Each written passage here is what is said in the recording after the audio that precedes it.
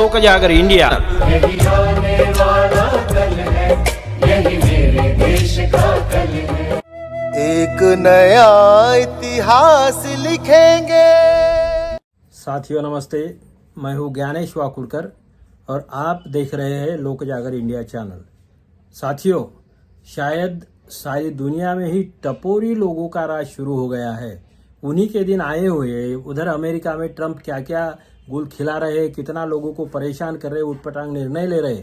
अब शायद अमेरिकन लोगों को भी समझ में आ गया है। हालांकि पिछले टर्म में ही उनको पता चल गया था, फिर भी लोग सुधरे नहीं और दूसरी बार जब उनको हराया, फिर तीसरी बार उनको जिताया और यहीं से अमेरिका का बुरा दौर शुरू हो गया। हमारे देश में तो 14 से ही किसी की नज़र लग गई समझ लीजिए और बुरा दौर शुरू हो गया। जैसे ही मोदी जी आ गए, पहले तो उन्होंने संसद भवन के सामने झुककर नमस्ते वगैरह की। लोगों को अच्छा लगा कि चलो एक शरीफ आदमी हमें मिल गया है, बहुत ही सभ्य सुश्रुत आदमी हमें मिल गया है। लेकिन जैसे जैसे दिन बीतते गए, जनता के सामने आ गया कि बताने की बात क्या है और मतलब दिखाने के दांत कौन से है और खाने के दांत कौन से है। ना खाऊंगा ना खाने दूंगा, मैं देश नहीं झुकने दूंगा। इन सब बातों में कितनी असलियत थी और कितना खोखलापन, ये समझने के लिए ज़्यादा दिन लगे नहीं। आज तो हालात ऐसे है कि मोदी जी हर समय कुछ न कुछ उटपटांग बात करते हैं। कांग्रेस को कोसने से बाज नहीं आते, नेहरू जी को कोसते हैं, राहुल गांधी के नाम से चिल्लाते हैं, सोनिया गांधी के नाम से चिल्लाते हैं और पूरे गांधी फैमिली को परेशान करने का जो भी बहाना है मिले, बदनामी तो करते हैं, चरित्र हनन करते हैं। कई नेताओं का उन्होंने ये किया, ब्लैकमेलिंग करते हैं और फिर जो ब्लैकमेलिंग करते हैं इसलिए इसके ठोस सबूत ये इसी से मिल जाते हैं। जिन लोगों के नाम से बीजेपी वालों ने या खुद मोदी जी ने भ्रष्टाचार के आरोप लगाए, उन्हीं लोगों को उन्होंने बड़ी इज्जत के साथ में पार्टी में लिया, उनको अच्छे पद दिए, सत्ता दी, कुर्सी दी और फिर उनके घोटाले जो है फाइल उनकी बंद करवा दी। तो इतना घटिया राजकारण तो पहले कभी देखा नहीं था और इतना झूठ। या इनके एक कहर वाली बात तो ऐसी है कि इन्हें कुछ शर्म भी नहीं आती है। एक राजनाथ सिंह नाम के है महापुरुष, उन्होंने बोला था किसी करप्शन के मामले में, किसी मंत्री के मामले में, जब लोगों ने बोला कि इन्होंने राजीनामा देना चाहिए, विरोधी पार्टी ने जब उनको डिमांड की कि भाई ये रिजाइन करना चाहिए, तो ये महाशय सरेआम प्रेस कॉन्फ्रेंस के सामने बोलते कि नहीं भैया, हमारे यहाँ राजीनामा वगैरह नहीं होता है, ये कोई कांग्रेस नहीं है। मतलब कांग्रेस वाले लोग, अगर कोई आरोप हो जाता है भ्रष्टाचार का वगैरह, वो सही हो झूठा हो ये बात अलग है, फिर भी अगर आरोप भी हो जाता है तो रिजाइन करते थे। मगर हम इतने बेशर्म हैं कि हम रिजाइन नहीं करेंगे, ये बोलते समय राजनाथ सिंह को जरा भी शर्म नहीं आई और पत्रकारों ने भी कुछ नहीं पूछा। जैसा कि मैंने बोला, बीजेपी वाले झूठ बोलते हैं, संघ वाले झूठ बोलते हैं, झूठ बोलना ही इनका फर्ज है, धर्म है। और मोदी जी तो हर समय मुंह खोले तो झूठ बोलते हैं, मगर घटिया भी बोलते हैं। एक प्रधानमंत्री को कैसा नहीं बोलना चाहिए, इसका अगर कोई अभ्यास दुनिया के इतिहास में किया जाएगा तो उसमें मोदी जी का किया जाएगा। ऐसा प्रधानमंत्री इस देश को, बापू जी के, गांधी जी के या बुद्ध के देश को ऐसा प्रधानमंत्री मिला है, इस पर हमें शर्म आती है। अब इनके मोदी जी के अमृतवाणी की बात अगर करें तो देखिए, मुस्लिम समुदाय के लिए उन्होंने बोला था कुत्ते के पिल्ले। किसी ने, पत्रकार ने उनको पूछा था कि आपको मुस्लिम समाज, अगर कुछ मुस्लिम समाज कभी ये हो जाता है, आपको दुख नहीं होता है क्या? तो उन्होंने बोला क्या है कि कुत्ते का पिल्ला तो ऐसा गाड़ी के नीचे आता है, तो उसका क्या दुख करना है। सोनिया गांधी के लिए इसी महाशय ने क्या कहा था, गोरी चमड़ी। देखिए कितनी घटिया स्तर, कितनी घटिया सोच है, कितने घटिया संस्कार है। ये संघ का है, ये संघ का स्वयं सेवक है, प्रचारक रहा हुआ आदमी है, गोरी चमड़ी। सोनिया गांधी को ही इन्होंने कहा था जर्सी गाय, सोनिया गांधी को ही कहा था। कितना घटिया स्तर है, मेंटली कितना ये आदमी किस स्तर का होगा।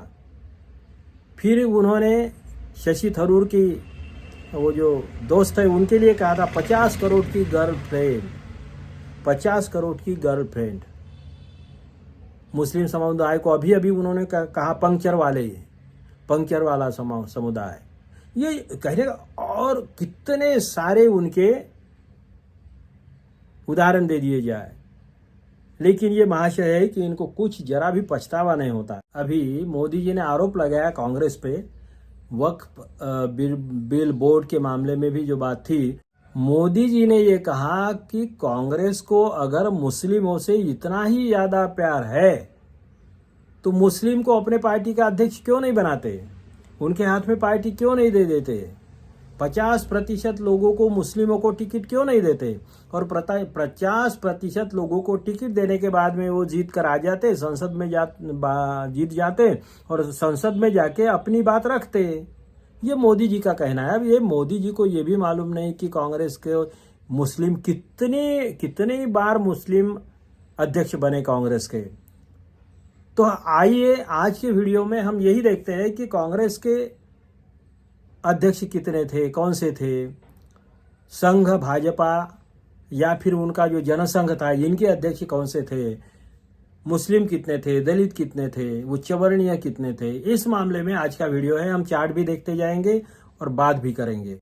कांग्रेस पार्टी की स्थापना 28 दिसंबर 1885 में हुई, मुंबई में हुई, और A.W. ह्यूम ब्रिटिश अधिकारी थे, उन्होंने कांग्रेस की स्थापना की। इस मामले में भी आरएसएस वाले, बीजेपी वाले, संघ वाले जो है तो वो कांग्रेस के नाम से चिल्लाते हैं कि वो अंग्रेजी अधिकारी था, अंग्रेजों ने स्थापना की है, क्योंकि ये लोग हमेशा आज़ादी के खिलाफ रहे, अच्छा काम कुछ किया नहीं, देश के खिलाफ ही काम किया है।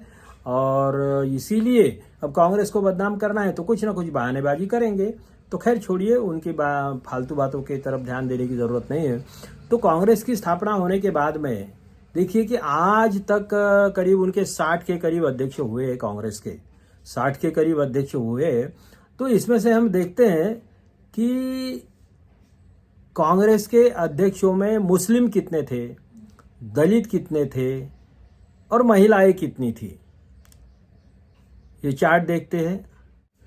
तो चार्ट आपने देखा है, 60 अध्यक्षों में 5 महिला अध्यक्ष बनी हैं, 7 मुस्लिम अध्यक्ष बने हैं, 2 दलित अध्यक्ष बने हैं, ओबीसी भी तो है, कुछ एक आध दूसरा फिगर इधर उधर हो सकता है, ऐसी कोई बात नहीं है।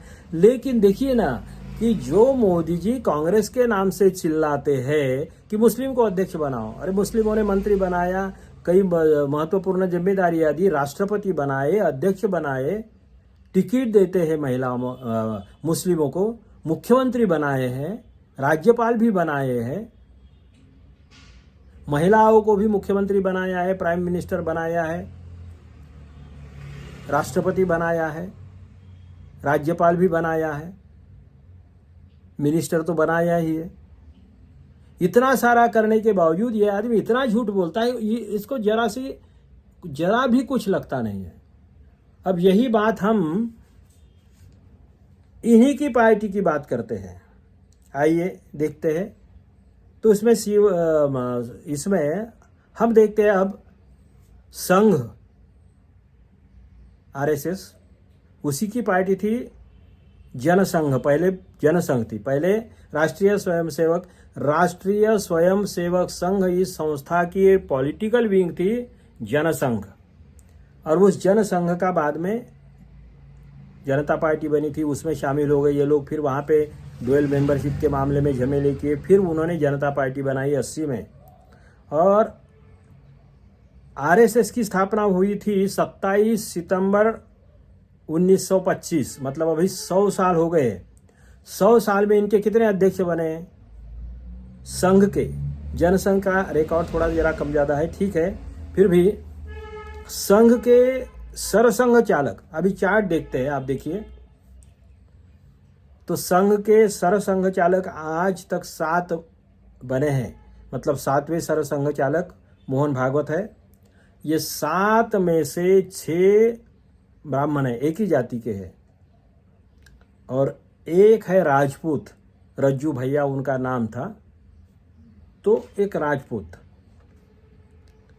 अब जो मोदी कांग्रेस के नाम से चिल्ला रहे हैं, मुस्लिमों को बनाओ, इतनी टिकटें दो, उतनी टिकटें दो, उन मोदी को ये बताना जरूरी है कि उनके संघ का या जनसंघ का या बीजेपी का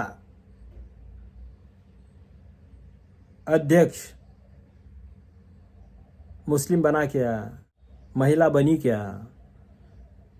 तो सरसंघ चालक तो 7 बने हैं, उसमें से 6 ब्राह्मण हैं, 1 राजपूत है, सभी उच्च वर्णीय है। और भाजपा के अध्यक्ष जो बने हैं 15 बने हैं। भाजपा के, जनसंघ का छोड़ दीजिए, भाजपा के अध्यक्ष बने हैं 15, महिला एक भी नहीं। महिला को भी भाजपा ने आज तक अध्यक्ष बनाया नहीं है। और मुस्लिम तो एक भी नहीं, बनाने का सवाल भी नहीं पैदा होता। ये संघ भाजपा की नीति है। तो कहने का मतलब ये है कि संघ कहता कुछ है, करता कुछ है, दूसरों के नाम से चिल्लाता है, लेकिन खुद उसके उल्टा करता है। और ये संघ की दोगली नीति हम लोगों ने समझ लेनी चाहिए। मोदी हो, शाह हो, और ये अभी किरण रिजिजू और कौन नड्डा या भागवत, ये अभी किरेन रिजिजू करके जो मिनिस्टर है, उन्होंने तो न्याय व्यवस्था को सीधी सीधी धमकी दी है। सुप्रीम कोर्ट को धमकी दी है कि आज आप इंटरफेयर मत करो, अच्छा नहीं होगा। सरकार अगर आपकी इसमें दखल देना शुरू कर दे तो अच्छा नहीं होगा। 14 से देश को जो ग्रहण लग गया है, वहां से मुक्ति, जो ग्रहण लग गया है उससे मुक्ति पाने के लिए हम लोग कोशिश करें। देश परेशान है, दुनिया परेशान है, जनता जाग जाए तो बदल जाएगा। आज के लिए बस इतना ही। आप देखते रहिए लोक जागर इंडिया चैनल। लाइक करिए, शेयर करिए, सब्सक्राइब करिए। फिर मिलते हैं किसी नए वीडियो के साथ। धन्यवाद। आने वाला कल है, यही मेरे देश का कल है। एक नया इतिहास लिखेंगे।